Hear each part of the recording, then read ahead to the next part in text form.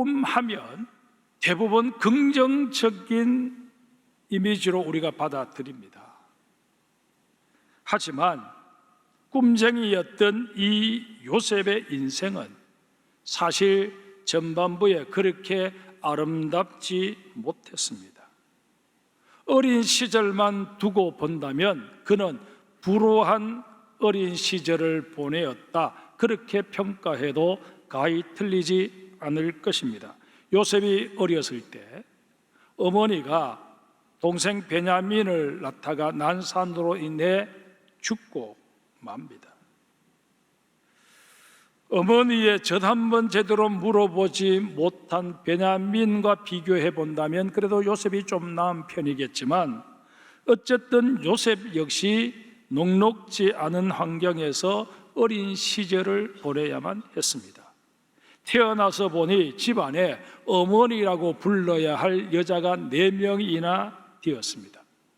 셋째, 넷째 어머니야 몸종 출신이니 그렇다 치더라도 첫째 어머니와 자기 어머니는 자매지간임에도 불구하고 알력이 이만저만이 아니었습니다. 매일같이 아웅다웅 다투는 그 틈바구니에서 지내다가 어머니가 덜컥 돌아가시고 만 것입니다. 형들이 10명이나 되었지만 그 형들은 다들 어머니가 달랐습니다. 그랬던 관계로 이복 동생인 요셉을 호의적으로 대해주지 않았습니다. 이런 형들로부터 울타리가 되어서 보호해 주어야 할 어머니가 계시지 않으니 어쩔 수 없이 어린 요셉은 형들의 눈치를 볼 수밖에 없었습니다. 유일하게 같은 어머니에게서 태어난 동생 베냐민을 챙겨주는 일도 어린 이 요셉에게는 만만한 일이 아니었습니다. 그뿐만이 아니었습니다. 가지 많은 나무에 바람 잘 날 없다 하는 말처럼 집안에서는 크고 작은 일이 끊이질 않았습니다. 맏형 르우벤이 아버지의 첩과 불륜을 저지르질 않나, 이복 누나 디나가 이방인 추장 아들에게 성추행을 당한 일로 형들이 나서서 보복성 살인과 약탈을 저지르질 않나, 그야말로 크고 작은 일들이 집 안팎에서 끊임없이 일어났습니다. 그로 인해 집안의 분위기는 늘 긴장의 연속이었습니다. 이렇듯 요셉의 어린 시절은 파란만장 그 자체였습니다. 이런 상황 속에서도 요셉이 간간히 버틸 수 있었던 것은 바로 2가지 이유 때문이었습니다. 그 첫 번째는 아버지 야곱의 편애에 가까운 사랑 때문이었습니다.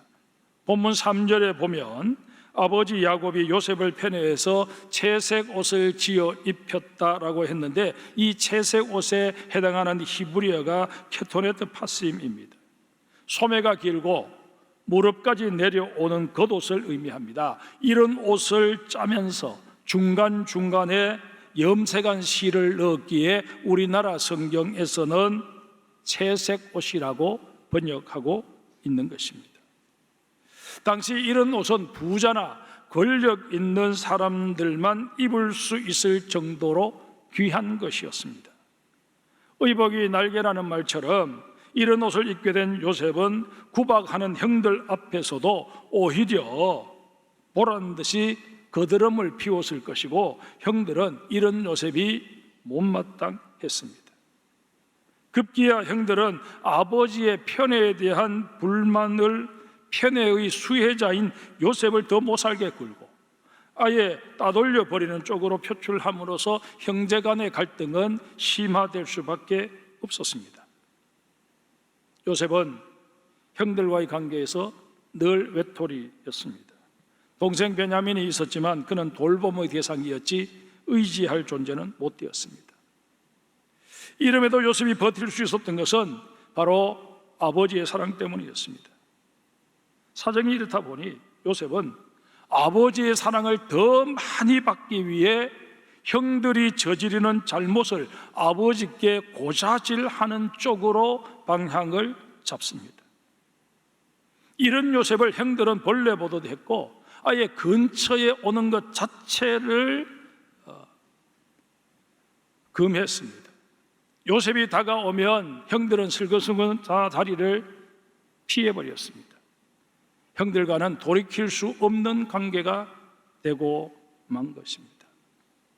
이런 상황에서도 요셉이 버틸 수 있었던 또 하나의 이유는 그가 꾸었던 꿈 때문이었습니다. 오늘 본문 중 5절 이하에 보면 요셉이 꾼 꿈들이 소개되어 있습니다. 처음 꾼 꿈은 형제들과 함께 밭에서 곡식단을 묶고 있는데 어찌된 영문인지 형들이 묶은 곡식단이 요셉이 묶은 곡식단을 향해서 다 절을 한다는 내용이었습니다. 두 번째는 하늘의 해와 달과 그리고 11개의 별이 요셉의 별에게 절을 한다는 내용이었습니다. 요셉이 이런 꿈을 꾸었던 때가 17살 정도였으니까 나름대로 자의식이 형성된 상태였다, 그렇게 보아야 할 것입니다. 이런 만큼 요셉이 이때 꾸었던 꿈은 우리가 어린 시절 꾸었던 밑도 끝도 없는 개꿈과는 차원이 달랐습니다. 그런데 이 세상에 100% 나쁜 것도 없지만 100% 좋은 것도 없다는 말처럼 온갖 부정적인 환경 속에서도 요셉을 버티게 해주었던 이 두 가지, 곧 아버지의 편애와 꾸었던 꿈이 요셉의 인생에 좋게만 작용했던 것은 아니었습니다. 지난 5월 18일 설교에서 이기주의에는 4가지 유형이 있다고 말씀을 드렸던 것 기억하실 것입니다. 그 첫 번째 유형이 스타형 이기주의였는데 요셉이 이에 해당한다고 말씀을 드렸습니다.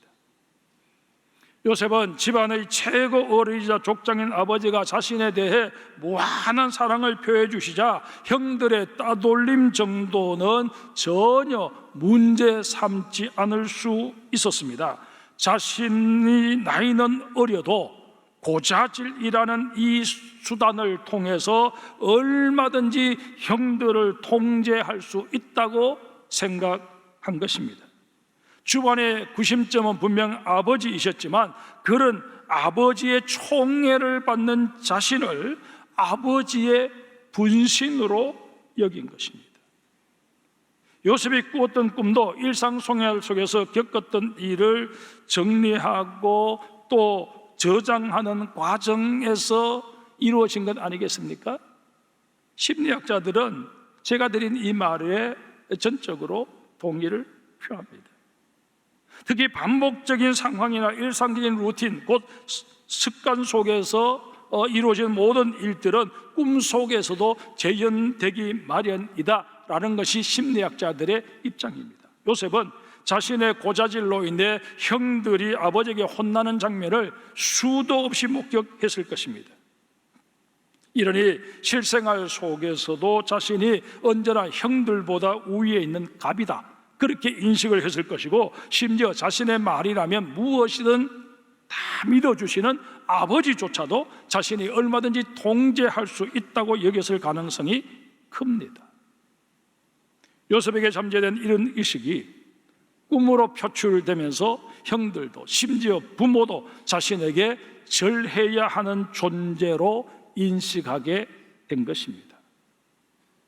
그러나 요셉의 꿈과 연관해서 우리가 간과해서는 안 될 중요한 사실이 하나 있습니다. 요셉이 꾸었던 꿈이 잠재된 의식의 표출이었다 할지라도 하나님께서는 그것을 이용해서 요셉의 장래를 계시해 주셨다는 사실입니다. 좀 더 직설적으로 말씀을 드리면 요셉에게 그런 꿈을 꾸게 하신 분이 바로 하나님이셨다는 얘기입니다. 이에 하나님께서는 형들을 이용해 요셉을 고난의 용광로 속에 집어넣으십니다. 우리는 종종 케파를 키워라 라는 말을 합니다. 케파는 캐퍼시티의 줄임말로 어떤 인물이나 기업의 역량을 의미합니다. 하나님께서는 현재 욥의 케파로서는 이스라엘이라고 하는 나라의 기초를 마련함에 있어서 그릇이 못된다 판단하셔서 지금까지 요셉 스스로 만들어낸 케파를 부수고 녹여서 훨씬 더 큰 케파로 만들어내실 계획을 세우신 것입니다. 요셉이 만들어낸 케파가 어느 정도 크기였을까요? 기껏해야 형들 위에 군림해서 형들을 임의로 통제하는 정도였습니다. 형들이 자기 눈치를 보도록 만들고선 그것을 즐기는 게 고작이었다는 것입니다. 참으로 보잘것없는 수준의 케파였습니다. 하지만 하나님께서 기대하셨던 요셉의 케파는 그 정도가 아니었습니다. 하나님께서는 적어도 요셉의 케파가 이스라엘이라고 하는 한민족의 주춧돌을 놓을 수 있을 정도는 되어야 한다라고 판단하신 것입니다.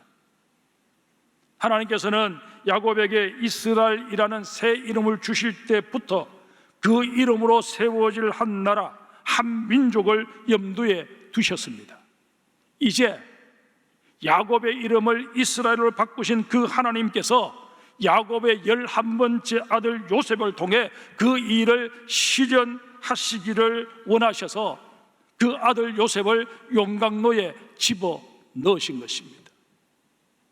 이 일이 요셉 개인에게는 말할 수 없는 고통이 아닐 수 없었습니다. 그런데 사건의 당사자들인 야곱의 아들들이 다른 것도 아니고 자신들이 사고를 친 그 세겜 땅으로 양을 방목하러 갔다는 게 상식적으로 말이 되느냐 하는 것입니다. 그 주변의 사람들이 이놈들 한번 두고 보자고 벼르고 있는 그 상황에서 그 호랑이 굴과도 같은 그곳으로 찾아 들어갔다는 게 이게 말이 안 된다는 것입니다. 오죽했으면 야곱이 세겜으로 간 아들들이 걱정되어서 그들의 근황을 알아보고자 요셉을 그 먼 곳까지 보냈겠습니까? 그러나 이 부분은 야곱의 아들들이 서둘러 세겜에서 도단으로 자리를 옮긴 사실로 어느 정도 이해하고 넘어갈 수 있습니다. 하지만 또 하나 남는 의문점은 야곱이 왜 요셉을 평소에도 요셉을 못 잡아먹어 안달하는 그 형들에게 홀로 보냈을까 하는 것입니다. 종이라도 한 명 붙여서 보냈다면 그런 사달이 나지 않았을 터인데 왜 그랬을까? 의구심이 남을 수밖에 없습니다. 헤브론에서 세겜까지는 가장 빠른 길로 가도 80km나 되는 먼 곳이었습니다. 그 길을 17살짜리 아들을 혼자 보낸 것입니다. 혹자는 당시 17살만 되어도 충분히 양떼를 몰고 광야를 다닐 나이이기 때문에 전혀 문제될 게 없다 그렇게 말하기는 하지만 야곱이 평소 그렇게 애지중지했던 아들이었음을 고려할 때 그 험한 길을 아들 홀로 보낸 게 과연 상식적으로 맞느냐 하는 것입니다. 이런 상식을 넘어서는 일들을 우리가 보면서 유추하게 되는 일은 이 모든 것에 하나님의 보이지 않는 손이 작용했지 않을까 하는 것입니다. 요셉이 아버지의 그늘에 머물러 있고서는 아무것도 이룰 수 없다고 판단하신 하나님께서 그들 부자 사이에 개입하셔서 하나님의 계획대로 이끌어 가신 것이다 그렇게 볼 수밖에 없다는 것입니다. 이렇게 야곱과 요셉의 인생에 개입하신 하나님께서는 요셉을 야곱에게서 분리하신 후 친히 그 인생을 이끌어 가십니다. 15절 말씀을 제가 읽겠습니다. 어떤 사람이 그를 만난즉 그가 들에서 방황하는지라 그 사람이 그에게 물어 이르되 내가 무엇을 찾느냐. 이 역시 요셉이 길을 곧 방황하던 중에 한 나그네를 만나서 그에게 길을 묻는 장면이다 그렇게 보고 넘겨버리면 별 문제가 될 게 없습니다. 그러나 어떤 사람이 요셉에게 했던 말을 우리가 가만히 묵상해 보면 전혀 상황이 달라지는 것을 깨닫게 됩니다. 내가 무엇을 찾느냐? 지금 요셉은 아버지의 과보호 내지는 아버지의 권리를 위탁받았음을 상징하는 케토네트 파심, 소매가 길고 무릎까지 내려오는 그 귀한 겉옷을 입고 있습니다. 한눈에 보아도 부유한 집안의 아들임을 알 수 있습니다. 그는 그 옷을 입고 지금 형들을 감독하러 가고 있는 것입니다. 길을 잃고 헤매는 와중에도 알량한 위세에 취해 거들먹거리고 있었습니다. 이런 그에게 어떤 사람이 묻습니다. 내가 무엇을 찾느냐? 케토네트 팥심을 입고 잔뜩 겉멋이 들어있는 요셉에게 지금 내가 추구하는 게 뭐냐? 라고 물은 것입니다. 여러분, 오늘 본문에서 요셉이 만난 어떤 사람이 과연 누구일까요? 성경은 이에 대해서 침묵하고 있습니다. 하지만 성경학자들 중에는 하나님께서 보내신 천사라고 보는 사람들이 적지 않습니다. 이 해석을 받아들일 경우 이 어떤 사람이 요셉에게 했던 질문, 이것은 요셉에게만 국한된 질문이 아니라 오늘을 살고 있는 우리에게도 주어지는 질문이다. 그렇게 우리는 받아들여야 합니다. 사랑하는 성도 여러분, 지금 무엇을 찾고 계십니까? 여전히 세속적인 가치관에 사로잡혀서 이 썩어질 육신을 만족시켜줄 그 무언가를 찾아 헤매고 있지는 않습니까?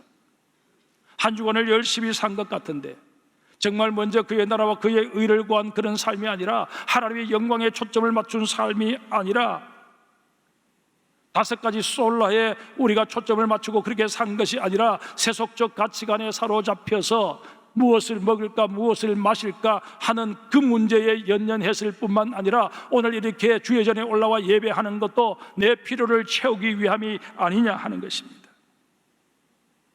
이런 우리들에게 어떤 사람이 나타난다면 그는 우리에게 올람, 선한 길, 하나님께서 예비해 놓으신 길을 걸어가라, 그렇게 말씀하지 않겠습니까?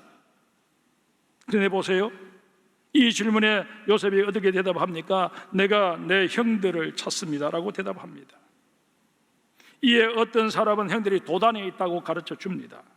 요셉은 아버지의 건의에 힘입어 또다시 거드름을 피울 수 있는 곳으로 길을 재촉합니다. 한 시각이라도 빨리 가서 형들의 사정을 다 파악해서 빨리 돌아와 아버지에게 말씀을 드림으로 나는 아버지에게 더 큰 사랑을 받으리라 기대하며 그렇게 행동한 것입니다. 그런데 그렇게 찾아간 요셉은 형들에 의해 노예로 팔리게 됩니다.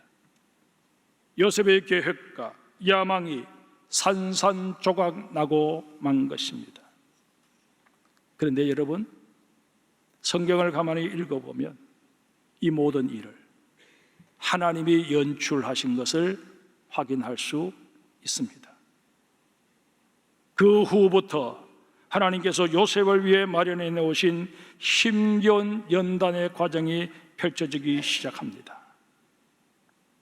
그런데 보세요, 이 연단의 과정에서 요셉이 꾸었던 꿈이 놀랍게도 버팀목이 되어 요셉을 돕습니다. 처음에는 오히려 요셉을 망쳐버릴 수도 있었던 꿈이었는데 하나님께서 개입하셔서 그 꿈을 다듬어 주시고 선용하여 주심으로 요셉을 요셉되게 하는 도구가 된 것입니다. 신약 성경으로 넘어와서 바울의 경우를 한번 볼까요? 그가 사울이었을 때 자신이 소유한 로마의 시민권과 유창하게 구사할 수 있었던 헬라어와 가므리엘 문화에서 배웠던 율법까지 내세워 자신을 과시하고 거드름을 피우는 요건으로 삼았습니다. 자신은 그 누구에게도 뒤지지 않는 실력자요 지성인이라고 자부했습니다. 바리새인 중에 바리새인이라 자부하며 존경받는 랍비가 되는 꿈을 꾸었습니다. 세상에서 주목받는 존재, 그게 꿈이었던 바울은 어린 시절의 요셉과 별반 다를 게 없었습니다. 그랬던 그가 다메섹으로 가던 중에 예수님을 만나게 되고 시력을 잃어버리게 되면서 하나님께서 마련해 놓으신 용광로 속에 던져지게 됩니다. 그를 여기서 새롭게 만드셔 쓰시기를 원하는 하나님의 프로젝트가 시작된 것입니다. 하나님의 뜻을 따라 최초의 선교사가 된 이후에도 하나님의 재련 작업은 계속 이어지고 있음을 확인할 수 있습니다. 바울의 고백을 한번 직접 들어볼까요? 내가 수고를 넘치도록 하고 옥에 갇히기도 더 많이 하고 매도 수없이 맞고 여러 번 죽을 뻔하였으니 유대인들에게서 40에 하나 감한 매를 5번 맞았으며 3번 태장으로 맞고 1번 돌로 맞고 3번 파선하고 일주일을 깊은 바다에서 지냈으며 여러 번 여행하면서 강의 위험과 강도의 위험과 동족의 위험과 이방인의 위험과 시대의 위험과 광야의 위험과 바다의 위험과 거짓 형제 중의 위험을 당하고 또 술과하며 애쓰고 여러 번 자지 못하고 줄이며 목마르고 여러 번 굶고 춥고 헐벗었노라. 이런 고초를 겪으면서 바울의 모난 부분이 깎이고 부족한 부분이 채워졌습니다. 이 사실을 인지하게 되었을 때 바울의 입에서 놀라운 고백이 터져나옵니다. 그런즉 누구든지 그리스도 안에 있으면 새로운 피조물이라 이전 것은 지나갔으니 보라 새 것이 되었도다. 요셉도 마찬가지였습니다. 노예로 팔려가도 안주인의 모함으로 지하 감옥에 갇히게 되어도 남보다 못한 이복 형제들을 다시 만나게 되었을 때도 인간적인 분노를 억누를 수 있었던 것은 자신이 가졌던 그 꿈이 버팀목이 되어 주었기 때문이었습니다. 게다가 그 꿈을 하나님께서 친히 잘 다듬어 주셨기에 그 꿈은 요셉에게 있어서는 강력한 무기가 될 수 있었습니다. 사랑하는 성도 여러분, 우리도 꿈을 꿀 수 있어야 합니다. 꿈을 꾸는 것은 나이와는 무관합니다. 큰 꿈이 아니어도 괜찮습니다. 꿈은 크기를 따질 문제가 아니기 때문입니다. 요셉에게 꿈을 꾸게 하셨던 우리 하나님께서 우리에게도 꿈을 꾸게 하실 줄 믿습니다. 저도 요즘 꿈을 위해 기도하고 있습니다. 당장은 장성교회에서의 목회 사역을 잘 마무리하고픈 꿈이고, 또 다른 하나는 은퇴 이후 펼쳐가게 될 인생 산막을 위한 꿈입니다. 여러분도 이미 늦었다 생각하지 마시고 내가 살아있는 이상 하나님께서 나에게 꿈을 꾸게 하신다 하는 사실을 믿어야 합니다. 요엘 2장 28절이 그 증거 아닙니까? 그 후에 내가 내 영을 만민에게 부어주리니 너희 자녀들이 장래일을 말할 것이며 너희 늙은이는 꿈을 꾸며 너희 젊은이는 이상을 볼 것이라. 여기에 보면 내가 내 영을 만민에게 부어준다 라고 말씀하셨는데 이 영이 무엇입니까? 2000년 전 마가의 다락방에 임해서 오늘 우리에게까지 계속 역사하고 계시는 성령님 아니십니까? 여러분, 지금 우리가 성령의 시대를 살고 있을진데 우리는 꿈을 꾸어야 할 당사자입니다. 젊은이는 환상을 보고 늙은이는 꿈을 꿀 수 있어야 합니다. 이렇게 볼 때 우리는 이 땅의 삶을 마감하는 그 순간까지 결코 주저앉아서는 아니 됩니다. 요엘서에서 말씀하고 있는 이 장래일에 관한 예언, 꿈, 이상, 이 모든 것은 어떤 특별한 자에게 주어지는 은사가 결코 아닙니다. 하나님과 맺게 되는 관계를 의미하는 단어들입니다. 여러분, 우리가 이 땅에 살아서 호흡하고 있는 이상 하나님과의 관계는 계속 유지되어야 하는 것 아니겠습니까? 그렇게 본다면 우리는 내 심장의 박동이 느껴지는 이상, 내 손목의 맥박이 잡히는 이상 꿈을 꾸어야 한다 하는 사실을 명심하시고 그저 주저앉아서 세상을 허송해버리는 존재가 아니라 하나님께서 내게 달려갈 길을 명하신 달려갈 길을 다 마치기까지 우리는 푯대를 향해서 끊임없이 부름의 상을 위하여 달려갈 수 있는 하나님의 사람들이 되어야 할 것입니다. 내 꿈은 우리 주님께서 마련해 오신 마지막 그 결승선에 내가 승리의 테이프를 끊는 일일 것입니다. 그리고 나를 큰 수건을 들고 지친 나를 끌어안아 주시며 잘 싸웠다고, 잘 달렸다고 말씀하여 주시는 그 주님의 품에 안기는 일일 것입니다. 이 거룩한 꿈을 꾸시는 우리 장성의 모든 성도들이 되시기를 주님의 이름으로 축복합니다.